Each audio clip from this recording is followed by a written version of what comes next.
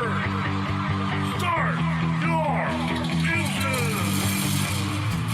In the beginning, stock cars outran the police to deliver the hooch to our ancestors.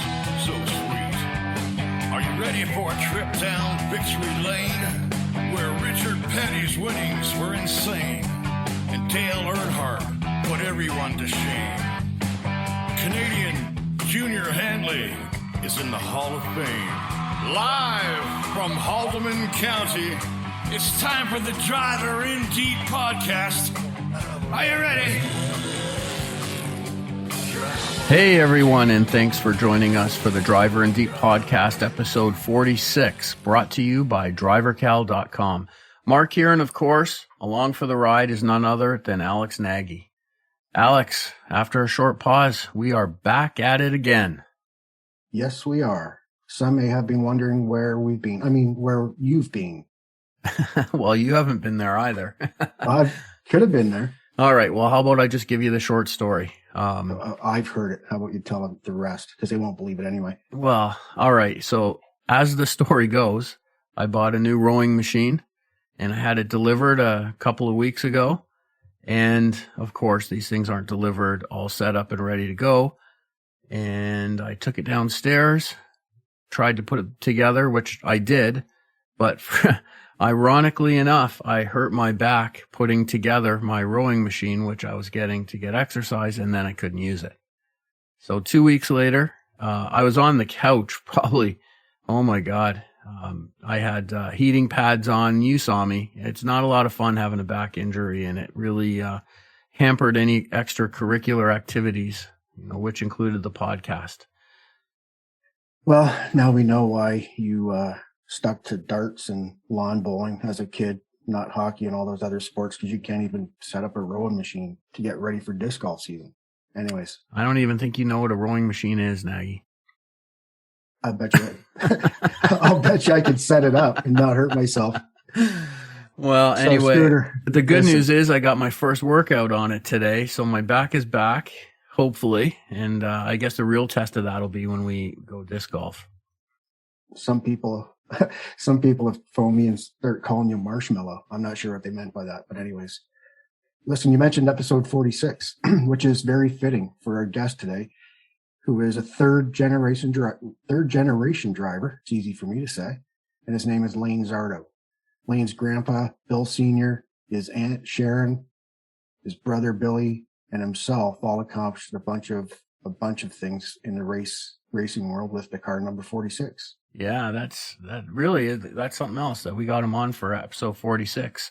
What a great racing family going on here. It sounds like, I don't know how you keep track of all those family relationships when you're talking about number 46, though. Well, I'm sure Lane will touch on it, but it's a lot deeper than just the Zardos. There's some cross pollination there too, so it's quite a racing family for sure. And as you know, racing roots run deep, Scooter. Listen, before we get Lane on here, I know you did because we talked about it earlier today, but how about Dave Bailey getting a ride in the Pinty series at Oshweken for the dirt race this year? Yeah, that's so cool, and what a great situation. I mean, I was watching Dave, who was a guest on Adam and Clinton's Race Rivals on the G-Force TV YouTube channel. At least that's where I watched it earlier in the week. And Dave spilled the beans about his upcoming participation in the Pinty series at Oshweken. And what was really cool is that Dave also explained that he received a phone call the same morning episode 38 of Driver in Deep was launched, that he was on. He did. I received a text from that same person saying how much he enjoyed the episode, and it was great that somebody had Dave on because he's such a wheelman and has accomplished so much. And that was none other than Bobby Slack, who, along with his dad Randy, are furnishing a race car for him. And it's pretty cool. It's gonna be really fun to have those guys together for a race, that's for sure. Yeah, I can't wait to go see the Pinty series on dirt at Oshweken as well. I think that's going to be pretty cool. Yeah, it's going to be good. Friesen there will be there, and there's going to be some other names to be announced, I'm sure. So they do it right. So it should be a heck of an event, that's for sure. And listen, how about our old friend there, Brad at Drivercal, sending us a custom dyed driver and deep golf disc this week? Yeah, that was so awesome, Alex. When you showed up, I was completely surprised. Although I knew what was in the box because you tried to tell me it was a pizza, but I knew better. Pizzas aren't that small normally, or at least not the ones you would be bringing. And it was a disc. And on top of that, it was a Castoplast Sve, which is one of the greatest mid-range discs that there is out there. And what an amazing custom die with our driver and deep logo on it. It looks just awesome. Yeah, I agree. I was blown away by it, and thanks again to Brad for sure. And to be honest, I was surprised that he was able to get a hold of any Sivas or Saves, whatever you call it. And it's funny you love that disc so much. You've never even thrown it. You haven't thrown a disc in 2 months because you've been laying on your back or stubbed your toe or something. So how do you know they're great? You've never even thrown one, I don't think. I have not. You're right. I haven't thrown the bought about 40 discs made by Castoplast, and you haven't even thrown one, but they're the greatest ever. You watch me throw the Berg, and that's pretty much automatic. As soon as I touch that disc, it's going right by the hole. Yeah. But you're right. I do love the plastic that Castoplast uses. Even in the winter, the stuff is really grippy. But anyway, Brad, thank you very much for this. It really wasn't necessary, but I love it. It looks awesome. Absolutely. They do. They look fantastic. And I'm sure that if I want to throw mine, I'm sorry, I'm not sure if I want to throw it or display it, but I'm pretty sure I'm going to display it because it's a pretty cool piece. And big time for Drivercal, race season and hot rod season, car show season, monster trucks, motorcycle. You name it. If you want to find it, just check out drivercal.com. And as they get rocking here, that's going to be your place to find everything regarding tickets and motorsports events all across the province. So are you saying that if people go visit drivercal.com, that they're also going to get a free disc with the driver and deep logo on it? No, but if they do visit, they'll see a driver and deep logo off to the side there, just to remind them. Yeah. No, I'm looking forward to it. And Drivercal's obviously getting ramped up for the season as well. So, Brad, thanks again. Really appreciate it. And can't wait to get out there and actually throw a few holes with you. Yeah, thanks a lot, Brad. So, how about we get Lane Zardo on here and get started? Sounds good to me. Okay, you can find Lane Zardo on Facebook by searching Lane46 or Zardo Racing, and on Twitter at Zardo_46, and on Instagram, Lane_Zardo or Zardo Racing. And here he is from Brampton, Ontario, the current United Racing Series Quick Wick Super Stock Champion, Lane Zardo. Thanks for joining us on Driver and Deep Lane. I appreciate you guys having me. You guys have had a lot of pretty cool names on here, so happy to add myself to that list. Well, we're happy to so have are you. we. And yeah, glad you'd be with us. And I know that you just got back from Florida not that long ago, Lane. I know you've some vacation time, but you also took in Speedweeks. So how many races did you take in, and where did you go? We only went to about 3 races. We went to New Smyrna a few times. We went to the duels just to show my buddy Chad Corcoran and his girlfriend and one of our other friends, the raw speed you get at Daytona and the beautiful facility. So we went there to show them that. And then after Speedweeks, we actually went to a track called 417, which is in Punta Gorda, which is about probably 4 hours south of Daytona. So it was we did get to take in a little bit of racing. It was really cool. We got to see William Byron kick some butt over at New Smyrna, which was really cool. I got to meet Ryan Priest. Always been a big fan of his. And then we got to check out the big track, which it's not too it's not the most enjoyable for myself because I don't always get the hot passes, but it is really cool bringing somebody new there for the first time and watching their face light up when they see the cars go around for the first time, and just zooming by you going 200 miles an hour is pretty cool. 417, that's a paved track, right?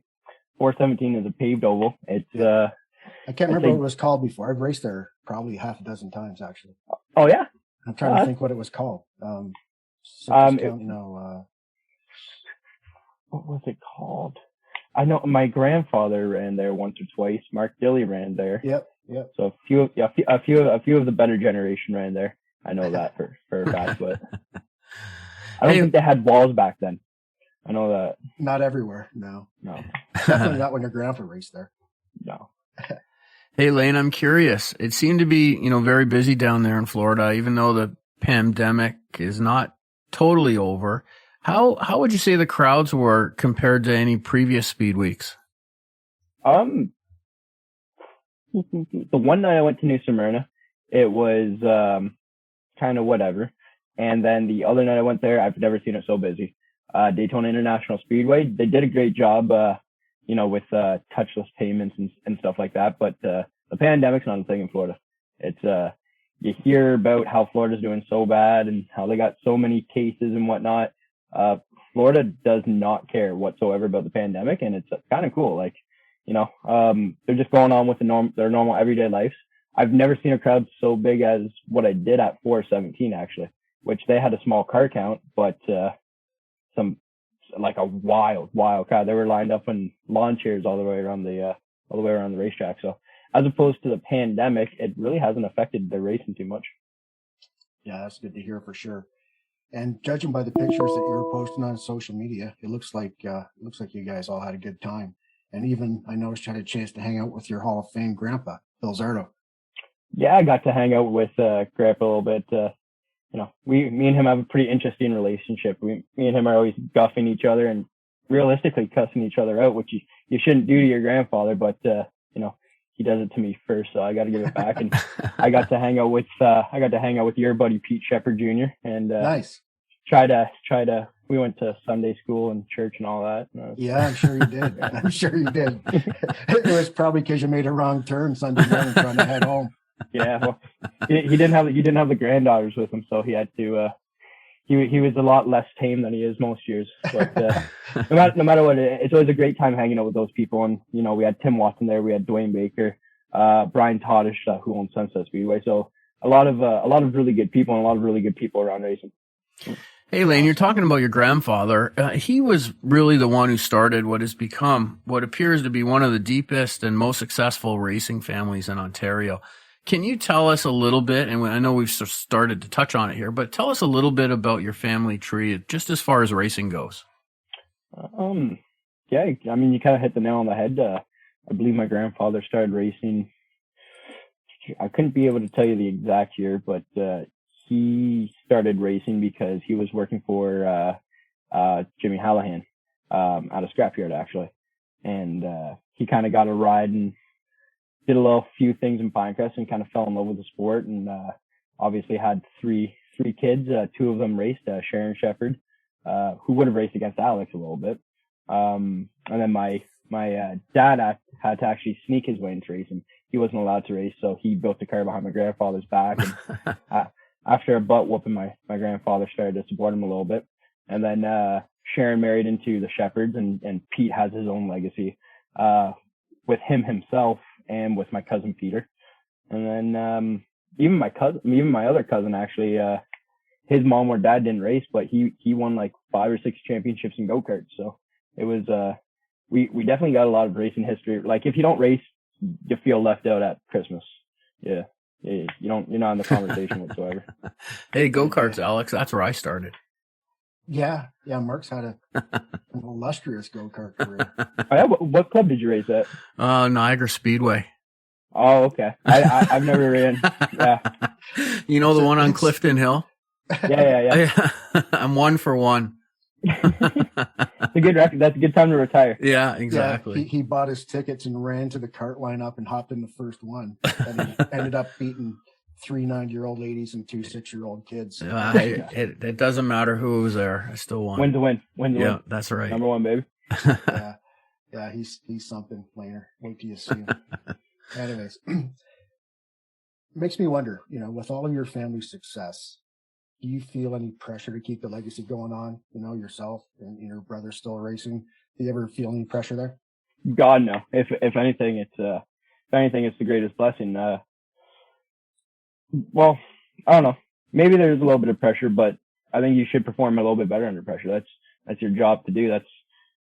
whether you're an amateur sport or a professional sport, when it's under pressure, that's the time to go big and kind of show why you're worth it. But it's not really even too much pressure. I mean, I've had a lot of good opportunities. When I was 12 years old, I was able to have a full blown conversation with Junior Hanley or Brian McDonald. I never had to prove myself in a race car, so it's not really pressure. It's more gratitude to the last name I have and to the doors that have opened to let me try to create my own name in it.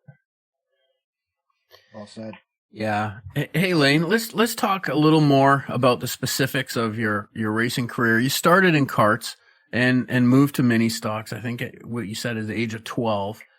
Can you tell us a little bit about your brief karting career and how the transition came about to move into a full-bodied stock car? Yeah, so I ran go-karts. I tried to start when I was 6, and I got kicked out at driver training because I was 6. You're not allowed to do that. So I had to wait actually 2 years after that for when I was 8. And, we had some pretty good success. We ran at a really great kart club. It was called Waterloo Regional Kart Club. Go check them out on Facebook or Instagram.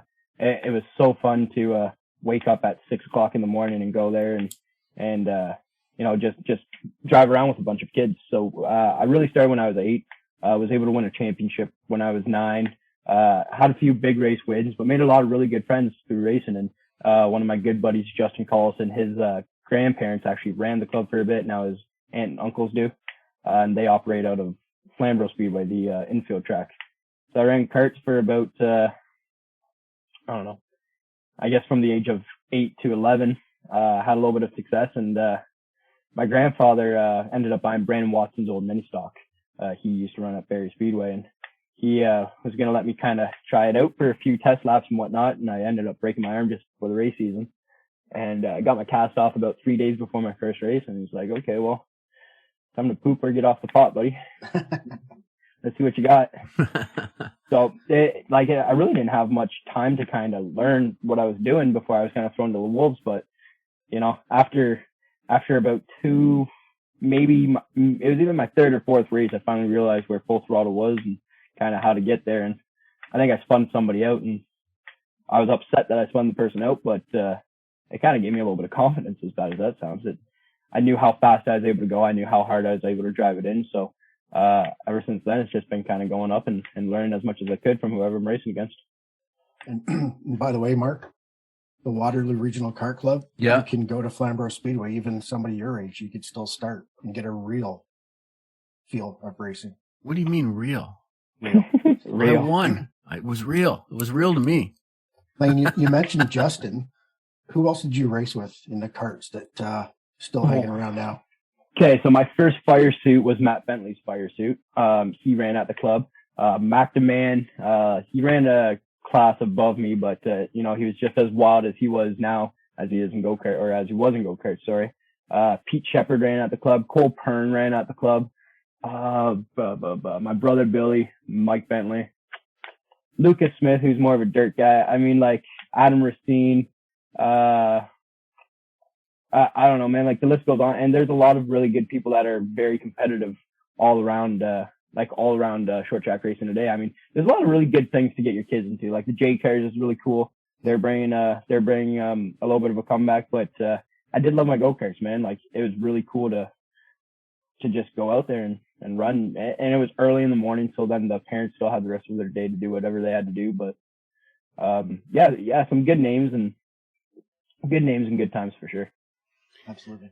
So you went to mini stocks. How long did you stay there before you headed over to the super stock division? 2 years, and I went to mini stocks for 2 years. Got a few heat wins. Never won a feature race actually. Out of every race car I've won in it, I've never won in a mini stock. Dave Bailey always either passed me on the last lap. I got disqualified one race for spinning somebody out. That's when I was 12. Parker Holman, who you don't hear of anymore, he always ruined my wins a lot of the time. Matthew Dean, and I ran against Billy Schwarzenberg a lot, who also came from WRKC. Right. That is another good name from there. And I know didn't take you that long in the super stock division to get a win, did it? No, my second week, I had to move my brother out of the way. Is that why it's one of your favorites? Get out of the way, Billy. He was making a move for the lead, and somebody chopped down on him and knocked his toe out. And they used to do a 1-2-3 double up behind, like for the restarts. So it'd be first, second, third, and then fourth would be on the inside, fifth on the outside. So he went to take a restart with about 4 to go, and his toe was knocked out, and he had a little bit of a push. And I had Brad Collison behind me, and I wasn't going to get pushed out of the way. So Billy had to get moved up a lane or two, and worked out pretty good. Well, next time you're talking to my brother Jimmy, ask him about. It was reverse for me than it was for you and Billy. Oh yeah, we were racing a legend car at Barrie for $5,000 to win. We got a restart with about 10 to go.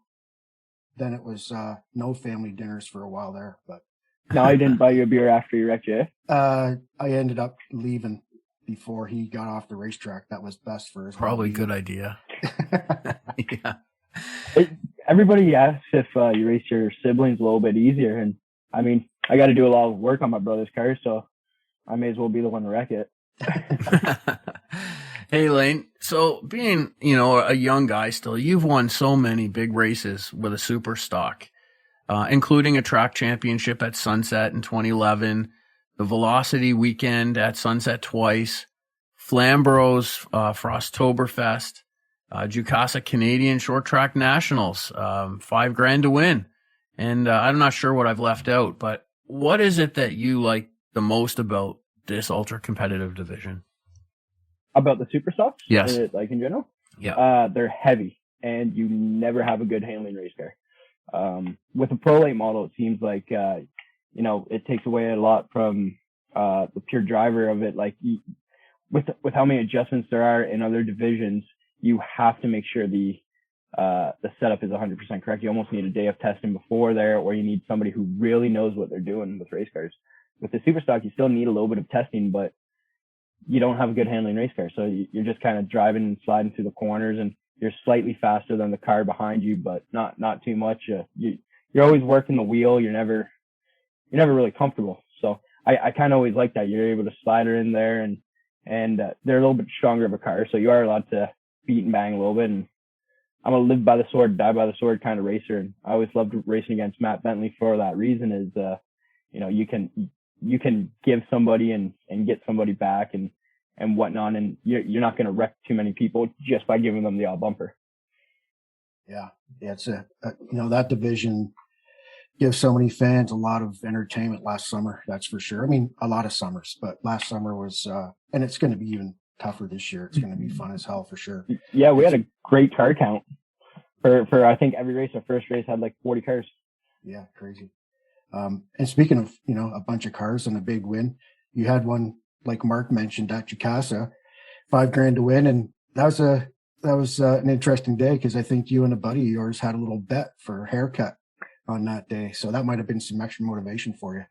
Yeah. Well, me and Brandon are always kind of guffing each other, and we, his aunt was my babysitter. So when we were like 4 or 5 years old, we'd be racing bicycles in the backyard and whatnot. And so we've always guffed each other from a young age, and turned into best friends. So yeah, a few weeks before, he started kind of telling me how he was going to kick my ass, and I told him how it wasn't going to be true. And the original bet was for a tattoo, and we're like, okay, maybe not a tattoo. So we made it a mohawk, and it turned out that Brandon's pretty good friends with Bubba Pollard, which is pretty cool, to be honest. And Bubba Pollard was walking by and heard about the bet, so he offered to cut the hair if he won the race in Victory Lane. I'm like, no kidding, that is sick. So it did give me a little bit of extra motivation, and Brandon held true to it, and got a little bit of popularity and of videos of me and him just kind of smash talking each other and whatnot. And videos kind of took off of him getting his head shaved, but he actually ended up, I think he still has a hairdo exactly like that. It's like a mullet mohawk kind of. Well, he's got like that half layover shit or something. I think Marley likes it. Yeah. No, it looks like a bigger version of Morgan Wallen, in my opinion. So when you guys were kids, riding your bicycles in your sitter's yard, who used to win most of the time? He runs dirty. He's a bigger body.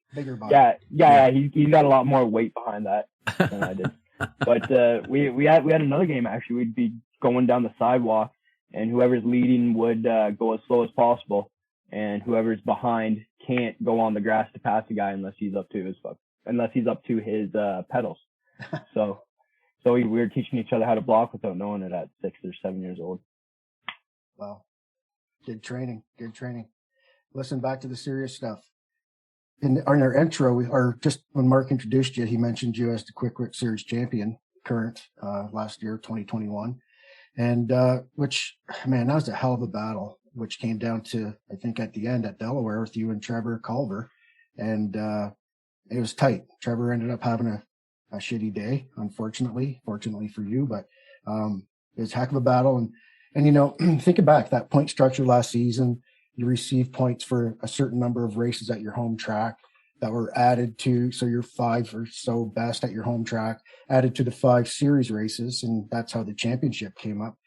And I know during the season last year, there were some bumps in the road for you guys, primarily at Sunset Speedway, but these guys endured and persevered and came through and made it happen. Tell us a little bit about that journey. Yeah, so I mean, we started off really good at Sunset with the win for our home track series, and to understand how to understand what I'm going to say, how the points work is if you finish last place, you get 2 points, and every car above that, you get 1 more point. So if you're racing against 15 cars and you win, you're going to get 16 points. But if you're racing against 30 cars and you get 10th, you're going to get more points than winning against 15 cars. So it was weighted towards a track that had more cars where it was typically tougher to win, right? Yes. And you know what, I'd be one to argue where that's fair. You should get that when you're working harder to beat more cars. But because I was at a track that didn't have as many cars, it did hurt us a lot. So we went through the season, and I think we blew a distributor out of the car at Delaware, the first quick race, just smashing the chip like 20 times a straightaway, and just skyrocketed it. And I thought we were done, and the crew kind of kept my head into it a little bit and tried to be as professional as possible and not cry my way home. But we made it work, and we went back to work really hard, and we were able to all the 5 races that they included into my 5 best races are all wins, but they were against 16 cars and 14 cars and 12 cars and 10 cars and whatnot. Trevor Culver, on the other hand, was able to get 2 or 3 wins on his best nights and a second and a third or a fourth or whatever, but he's constantly racing against 20, 22 cars. So he ended up making like close to 22 points more than me just with the home track series.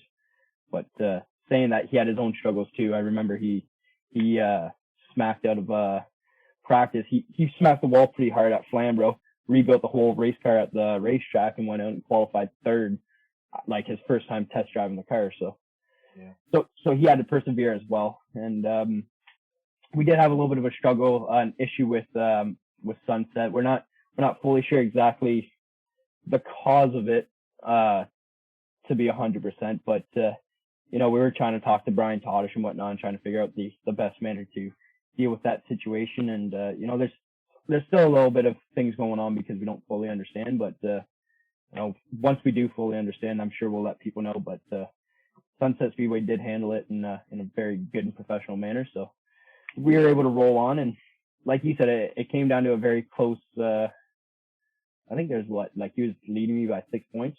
Yeah, I think so. Yeah, and Delaware's his home track. He's a home track hero. I had pretty good odds that I thought I was going to beat him in the race, but I thought he was going to kick my butt in the championship just because it's his home track, right? I can only control me winning. I can't control how good he does. And luckily for me, he had a little bit of bad luck, and you hate to see that for a driver, but I mean, I needed a new fire suit anyways, and luckily the Quick Wick series had a sponsor by Epic Racewear, so still need to get a hold of those guys. Yeah, and the point structure will be a little different this year. It's first time for that, so there's some bugs to work out, try to make things better, and I think that there's a ton of cool stuff going on there, so I'm excited to see where that goes. Another thing with you guys, for those that don't know, the car you drove for Kenny Grew was a Ford powered car, which I think the only one. Is that right, Lane, in the Superstock division? There's one more. It's not the exact same kind of car, but I guess you could call him my teammate. Roy Wilkie drives the car. Yeah, and So, he wasn't there all the time, but yeah, I forgot. Yeah. So both cars are owned by Bester Forest Products. The Bester brothers have always done so much for short track racing. They got Andy Schmidt started. Did you ever race against Andy Schmidt? Yeah, you kidding me, man? Yeah. He talked about racing against you. He said you were one of the battles. good guys at Flamborough. And I imagine you were faster than him in the corners, but I don't imagine you passed him on the straightaways too often. No, there wasn't much passing in the straightaways. And yeah, that's kind of my point, because, some people would say that about you guys, and which is fine with there not being that many Fords around, being a built engine compared to a crate engine. There's always been, as long as that car or any of the Bester cars from Andy's to whoever, Ron Lipsy when you had a Ford, there's always, talk. I mean, Fords make a bunch of torque. They're a great engine for sure, and they're hard to compete against. But there's always been chatter about you, especially when you started driving Kenny's car, and that maybe the Ford's got an advantage, but maybe the engine's not quite right. But as it turns out, you won the Quick Championship at Delaware and near London, Ontario there. And to me, I got to think that all those rumors have been put to rest, because post-race, the Daryl Timmermans, the tech inspector, asked you guys to pull the engine out and strip it down. And I think if there was any doubt or question before, to me, those things should be put to rest. What do you think? And having said that, these guys were legal and tested at 100%. Thank you for adding that. But yeah, I mean, after the race at Delaware, I was almost pissed off, because I just wanted to get out there and celebrate my new championship. Like, I really wanted to get after it with all my friends and whatnot, and my team, and just enjoy the championship, but I couldn't, because I was in tech for like 2.5 hours. So when I'm telling you, like, we took the engine out in bags, like there was 3 different bags where we pulled not just like the hardware, but the engine was literally in 3 or 4 parts. We had the heads off, we had the oil pan off, he was checking numbers on the crank and anything he could. And you're right, it did pass. So it did put a lot of people kind of to rest, but you know as well as I do, man, people talk, and there's, around racing, people are always going to talk, and if you're doing good, all you can hope for is that people talk about you. So, well, I can guarantee you, buddy, if people are talking about you, because you're good being said as well. Yeah. But it's because you're doing a hell of a job, Mm-hmm. and nothing wrong with that. Listen, I was fortunate enough to go through a bit of that. Your grandpa was, your brother, your Uncle Pete, your cousin Petey. I mean, if you run good, or any sport, if you do well, people are going to whine and cry, and that's okay. It's a bit of a compliment. Yeah, my grandpa said one of his best seasons he drove a Ford, and as a season he lost a lot of friends as well. And I do understand it too. Like I am one of the only Fords, and there's nobody else to really compare the speed of it. So if this one Ford is going out there and putting on all these dominating laps, I think we hold like 4 track records this year for like lap times. So I can understand why people might be upset, but as per the rules say, we're legal, baby. So, Hey, Lane, we've talked a lot about go-karts already, mini stocks and super stocks, but you have a couple of late models in your stable, and maybe you and your brother Billy haven't had the big wins with those cars. Although Billy won a special at Jukasa with you as a crew chief. Tell us about your late model program, what you guys have been able to accomplish, and where you'd like to see it go. Okay, so started driving a late model a little bit for John Monberquette, just on and off. But my first race for driving a late model for ourselves, my brother got a new car, and I got my brother's old hand-me-down. And he was running second, and I was running fifth at Velocity in like 2015. Wicked amount of cars. There's like 25, 30 cars. I'm like, this is sick. And he goes out there, and like I said, running second, and he blows up, and I'm like, oh, that sucks. And I hit the oil, and I hit the wall. I'm like, man, this really sucks. Like, late model racing sucks. And so we brought it back, and I was supposed to race at Peterborough for Autumn Colors the next week. And my grandpa looks at me and says, listen, man, we can't really get Junior Hanley to come down here and work on the car. We can't really afford it. We were always big junior people, and he did all of the work. I'm like, you know what? I get it, but what if I can fix it? What if I can figure something out? And he's like, okay, well, if you think you can make it Lumps to Peterborough, we can try to figure it out. So that was 2015, and that was the first time I ever took working on a race car in my own hands. That's the first time I learned how to fabricate. That's the first time I broke a tool and learned to use a different tool and just figured it out. That's the first time I stayed into the shop until 2:00 in the morning, and then got my butt out of bed and went to work at 9:00. So learned a lot that week, and I went out there and I won both my heats and I finished second. And I'm like, oh, sick. So now I'm addicted to racing. It made me look and feel really good. And since then, it's been kind of hit and miss for having success. It's very hard. We don't have a crew chief. Me and my brother do all the work in our race cars ourselves. We do get some tips from Paul Genioli over at McCall's, and Junior Hanley's always talked to us. Brian McDonald has given us a lot of good information, but the pure at work or at the track adjustments is mostly coming from my head. So it's kind of hard to do that when you're the one driving the race car too. So hop out of the race car, check your tire temps and do stuff like that. So my brother did get a good win at Jukasa. That was my first win as a crew chief, and we had our crew, Steve Duncan, Sean Duncan, my grandfather, my dad there, and to win at Jukasa is always a cool thing, but to do it as a crew chief and as a spotter, seeing it from the view, Alex Nagy did an unreal job with that racetrack. And you're welcome. But it was different to win at Jukasa. It was just a different feeling. So my brother got to do that. My big late model win, I got one at Sunset, and I got one at Barney. So nice. So those are my two. I don't know if you have aspirations to do more with the late model, but if you do, it'd be awesome to see you be able to gather some support, crew wise and financially, to maybe take a shot at the APC series or something like that. But we'll see how it goes. I mean, these guys definitely have the talent, and I know your grandpa would love that. He's a big late model guy for sure. But you mentioned the first late model you drove, and I know besides the 36 car you're driving now, you drove for a bunch of different people over your short career so far. And I think you even drove somebody's mini stock on dirt and won that race. So, how'd those deals come about? And it must be a bit of, I don't know how they came about, but I can tell you when somebody asks you to drive their stuff, it feels pretty cool.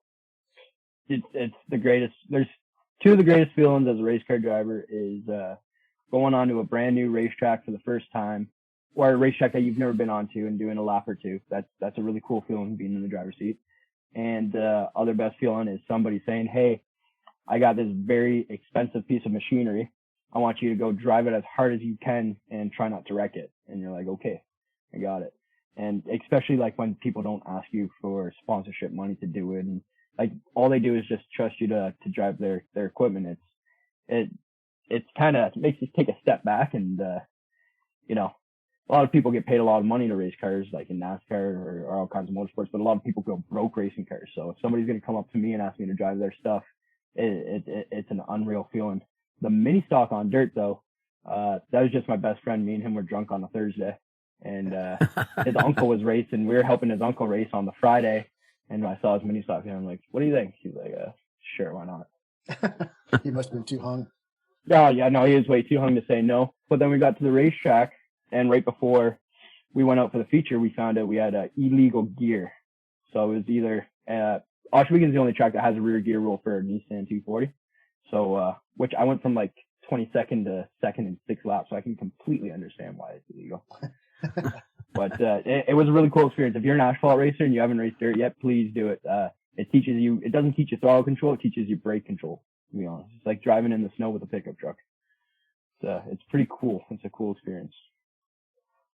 Yeah, I wouldn't know that, but Alex, you got a smile on your face, so I'm sure you can relate. No, I was just thinking, and I was thinking where I was going to ask this, because I was talking to Wayne, talked about him earlier, Brandon McFerron, his buddy. I was talking to him today, and he asked me to ask Lane if he had a middle name. Uh-oh. What's that? I didn't hear you. It's okay, Ernie. Don't worry about it. And, but it's out there now. He also wondered. He said that we should ask you if you've been skiing lately. I'm not sure what that meant. It means that I said Brandon was one of my best friends, and I got to find better best friends. Me and Brandon have had a lot of stories over the years, and some of them aren't some of them aren't family friendly. So. It's funny. He said the same thing. He Yeah. said maybe you shouldn't tell that one on the podcast. No. I'm trying to think of a funny cover up for it, but it's just not PG-13 for sure. So Lane, you obviously have a lot of years ahead of yourself, but what do you want to accomplish in your racing career? Is there anything that's a bucket list thing that you just haven't done yet, or something before you're done? Just race a few bigger races in the States, and I don't need to go to NASCAR, and I don't need to do whatever. But if I could, that's a kind of a loaded question, because there's three things I would like to say I want to accomplish in racing. One would be run a few bigger races in the States, whether it's Oxford 250 or Winchester 400 or the Milk Bowl at Vermont, or I'd be pretty cool with doing some stuff like that. And it could be once a year or once in a lifetime, to be honest. Yeah. The other thing is race anything I possibly can. I've been trying to figure out how to do that Ontario ice racing thing. Hopping in some junky old Civic, or I guess I race like Subies and Lexus or Toyotas, or some Lexuses and stuff like that. A buddy of mine's involved with that. Now that you said they're shitty old cars, if he's listening, you probably don't have a shot. Oh yeah? Yeah. No shit. It's cool. I'd like to do the same thing. Maybe we should go together and I could be your co-pilot or something. Yeah, man, let's do it. That'd be unreal. Like, I know they go, and when I said shitty old cars, from what I saw, they were like our bone stocks. It looks like they're sure, they are, for sure. But it just, it looks like a cheap form to try something new. And, like I said, I just want to try every sort of racing I can. They had lawnmower racing at Zardo. That looks sick. You know what I mean? Like, just whatever I can do to hop in any type of motorsports, I'd love to do that. And then the last thing I would like to try is, or the last thing that, motorsports, I'd like from motorsports is, like I said before, I've gotten a lot of opportunities to talk to Junior Hanley or Mike McCall or a lot of people that have had a big impact on the sport before I even had to do anything with the sport. So I was able to change a tire without a tire changer when I was 12 years old because Junior Hanley showed me how to do that. I was able to, talk about certain things with my shocks, but because talking with Brian McDonald, he told me how to do that. So if there's anybody out there who's struggling with racing, if I can make it a little bit easier for them to get to the racetrack, if I could show them how to change their tires without a tire changer, or show them how to do this trick or that trick or whatever, if I can kind of give them a little bit of what I've learned over the years, that's the third thing that I'd like to take away from racing, is just helping people, man. That's awesome. We've talked a lot about that with several of our guests on the podcast, giving back and how they can do it and so on. And for somebody to see that like yourself at such a young age, I think that's amazing. It's hard for a lot of people to get into the sport. And like, I didn't notice it from a young age because, I learned how to hold a wrench before a pencil, but like, if your parents aren't involved in the sport, it's almost like how can you get those people to the racetrack, and then how can you get them to buy a trailer and buy a car and I don't know, man. I just want to see this sport progressing.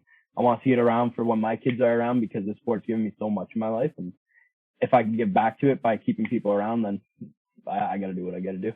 Yeah, paying it forward. That's awesome. Now, specifically, how about 2022? What are your racing plans for this year? We're not fully signed up for any track yet. We are going to be doing the APC Super Stock Series. We got it'd either be obviously Flamborough, Sunset, or Delaware. Still got to have a little bit of a conversation with Brad Weddle and Chuck Dorr and Kenny Grubb, the three main guys that are part of that race team. And then just running my late model wherever I can. Got a pro late model that we can kind of take out. My brother's going to run his limited late model the odd time, but we're taking a back seat because my grandfather is hopping back in a race car, and I cannot wait to see that. In the Hot Rod Series. Yeah. And he's got a spotter now, and he used to spot for me, and I got to give him some payback. I was talking to him at your Aunt Sharon's house, and he was pretty jacked up about it. So. Yeah, he still got it. Like, he took my brother's car out for at Jukasa, and he put down a time that would have put him in like the top 3 for qualifying. I think it was to prove something to Junior Hanley. He was kind of smack talking him that day, but well, Junior can't say nothing, man. I've tried to get him in a car a million times. He just won't do it. But I know he could do it. Junior. Who, Junior? He told me it's because of his eyes. He told me the last time he did it, he went out to prove a point to somebody he could barely see. He proved the point. He's like, screw it, I'm done. But it would be cool to see that because I've seen him work and he can I'd like to think I'm a hard worker, but that boy can work. Everybody. He can outwork everybody. That's for sure. What a man. Hey, that's why your grandpa's a Hall of Famer, man. He's got it. That's for sure. Yeah. So before we get you out of here, we have one more segment. I don't know if you're familiar with it. It's called Rapid Fire. Oh, there it is. There it is. It's where Mark and I ask you a question or make a statement, and you respond as quick as possible with as few words as possible. Sometimes Alex interrupts and stretches shit out, but listen, we'll get through it as quick as we can. Are you ready? All right, let's do it. All right, here we go. Is there any former racer that you haven't raced against that you wish you could have? Snow racer. Who? No, a driver. A driver that I wish I could have raced against. Any former driver that you wish that you had a chance to race against. Alex Nagy. Whoa. Wow, Whoa. You must be out of ideas. Oh, you've been paying our guests again, Nags. Again. Yeah. That's nice of you to say, buddy. It'd be fun to race against you, I can tell you that. Yeah. Race wins or championships? Ooh, that's a tough one. That's a double-edged, screw it, wins. You know what? I've forgotten who won championships a few years ago, but big wins. I always remember who won big races. How about any superstitions prior to a race? Yeah, man, I got lucky underwear. No peanuts around the car because shells always get in the carburetor. My uncle told me that. No shaving on race day. I rocked a mustache all year last year, and that one, I felt like a badass. Felt like I looked like Burt Reynolds, and two, I thought it gave me good luck. So I'm gonna have to get rid of the beard and bring back the old flavor saver, I guess. Do you wash the underwear during the season? You want to know the answer to that question? No, that's not. Yeah. Why are you asking that? Yeah. I don't know, especially to him. The best driver you have raced against? Best driver I've ever raced against. Ooh, okay, obviously Brandon Watson. That kid, I've seen him move somebody for the lead. The guy gets sideways, and instead of the guy spinning out, he gets off the gas, straightens the guy out, and then they keep on going just so he didn't have to go to the back. My favorite guy to race against, Matt Bentley. Like I said, live by the sword, die by the sword kind of guy. I always liked the fact that I could hit him, he could hit me, and we don't have problems with each other after the race. I'm perfectly okay with a little bit of aggressive driving, but the thing that really grinds my gears is if somebody's gonna move me and then I get them back and they're like, oh, that's not racing. Well, it's like suck it, dude. So I love racing against Matt Bentley. Randy Russell was the hardest guy I ever had to beat. Caden Lapsevich had some really good runs out there with me. Now I'm just naming off people I think are good, I guess. But there's a lot of them. There's a lot of them. I mean, Rick Waltz, Caden Lapsevich, Trayton Lapsevich. Those boys are pretty good. If you could try any type of car that you haven't tried yet, what would it be? Outlaw Super Late model. It'd have to be an outlaw though, and it like a run what you brung kind of style. That'd be pretty. You ever see those videos of Kalamazoo where they're like flat foot around? Oh, yeah. That's sick. That is wild. Yeah. I'd have to change my underwear after that one. Yeah, you would. Well, you'd have to at least wash them. That's for sure. Your favorite racetrack that you've raced on so far? Jukasa Motor Speedway. That didn't take long. You must have really paid a lot this episode, Alex. I'm doing well. Yeah. Okay, you know what? I will throw something in there. Oshweken Speedway was really sick. That was the racetrack I ran on dirt. And Glenn Stiers does a beautiful job there. It's on a native reserve, so it almost feels like you're in a different country when you are there. But they're really welcoming the race car drivers. You're all safe when you're there, and it's a beautiful racetrack. And it's kind of neat to be around a bunch of the native people like that. You kind of learn a little bit of their heritage a bit. Yeah, good folks. Yeah, for sure. Is there one thing fans don't know about Lane Zardo that you would like them to know? Honestly, I think I'm pretty straightforward, especially with my social media. Anything, I don't know what's a fun fact. I like sushi. That's I guess. Yeah, simple. Yeah, me too. I like sushi and I like to party. About it. Well, if any fans hung around after, they know that part, buddy. Yeah, no kidding. Limit testing, yes or no? Limited testing? Yep. Yes. Yes, because it takes skill to go somewhere 2 times. If everybody goes there 2 times and be better than everybody who went there 2 times, it takes money and able to take time off of work to go there 20 more times than anybody else. So limited testing would be great. I tell this story all the time. The most fun I ever had, there was 2 or 3 particular times, one at Peterborough. I can't Flamborough once. The most fun I had was when I got there in time to unload for the heat race. Yeah, it was a blast. And, see, I'm interrupting rapid fire. Mark's all pissy. But if there's no testing, it's the same for everybody. Or if there's limited testing. And yeah, anyways, that could go on forever. I like your answer. Got you. All right. If there's one thing you could change about racing, what would it be? There's one thing I could change about racing. What would it be? Tires. Varney Speedway ran the crappiest tires, which I absolutely loved because they were hard as hell. They didn't handle worth. They were probably like 3 seconds slower than any other tire, but you didn't have to change them. So they made it for better racing, and they don't go broke when you buy them. I hate the fact that if I'd show up to a race that pays $3,000 to win, immediately I got to buy $1,000 worth of tires. Immediately I got to put in $300 worth of fuel. Immediately I got to pay for my crew to get in and pay for my car to get there. So if I win the race, best case scenario, I'm coming home with $900 in my pocket. And that's if I win the race. If I finish third, I might break even.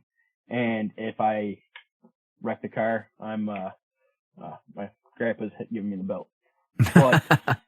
But if we could change the cost of tires or figure out a better format for tires, because, tracks can't pay us too much more money. I understand that. You're not really winning on either end. But if we could figure out a way to manage tires a little bit better, that'd be, I feel like that'd help racing out a bit. You're right, 100%. Hobbies outside of racing. Hobbies outside of racing. A lot of you didn't say working out. Guess it's not skiing, right? No, it's not skiing. It's snowboarding. From a young age, one of my other cousins, Scott Nagel, who, like I said, won a bunch of go-kart races. He was always hardcore into like Blink 182. I don't know if you guys know who that is. It's like a punk rock band. Of course we do. Yeah, I got their tattoo on my chest. Oh, that's something that race fans don't know about me. I got Blink 182 tattooed on my chest. There you go. But hobbies outside of racing is anything like very extreme. Like I can't go snowmobiling with a bunch of people because they like to go for an 8-hour hike, and that doesn't amuse me. I'd much rather junk my shit after an hour and a half of running it. You'd rather have an 8-lap heat.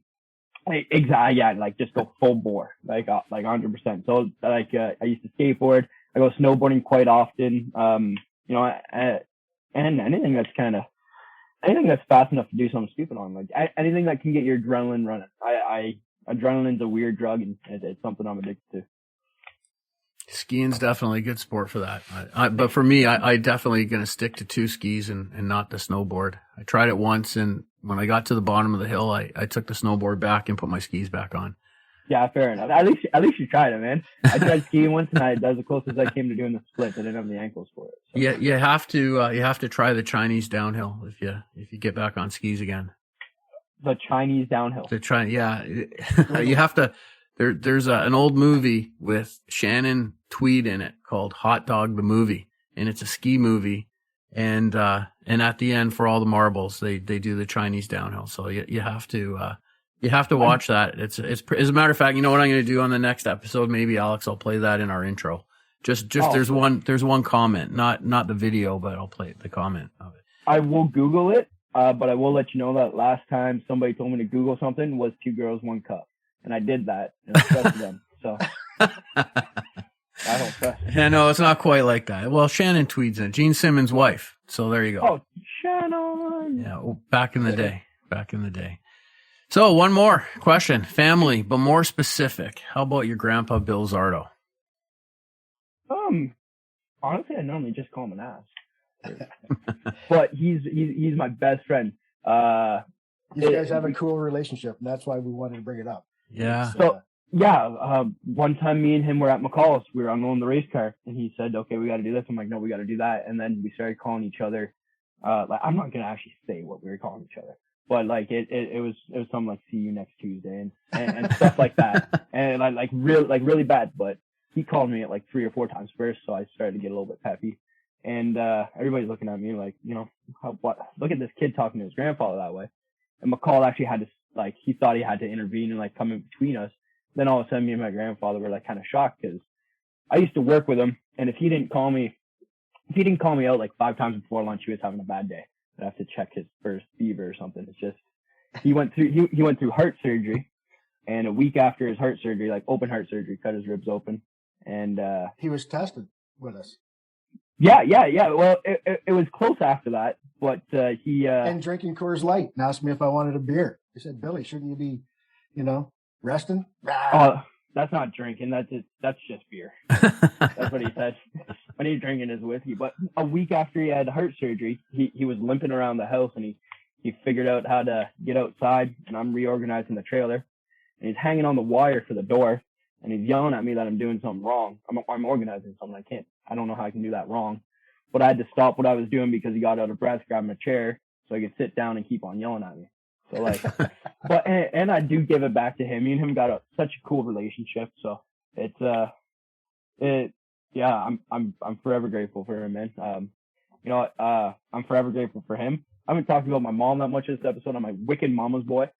She is a pretty badass woman. But between my grandfather, my mom, my dad's done a lot for me. My brother's been through thick and thin. I know I wasn't blessed with very good looks or a lot of money, but I got some pretty cool family, man. Well, you're comparing yourself to Burt Reynolds, so that's not too bad. Oh, that's why he liked it. It's the first time he thought he could. Yeah, exactly. Well, I heard somebody else say that, and, that made the hairs on my mustache stand up.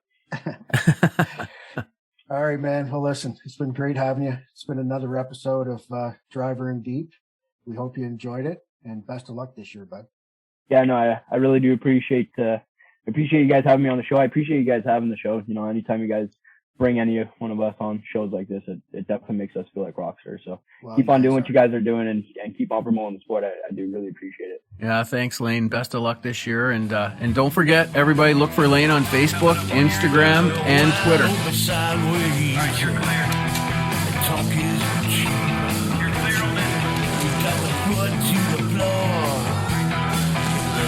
Driver in deep. Don't be on the inside of you. All right, you're clear. Got a slow up coming up on your inside. All right, you're clear. You're clear on this. Don't be on the inside of you. All right, you're clear.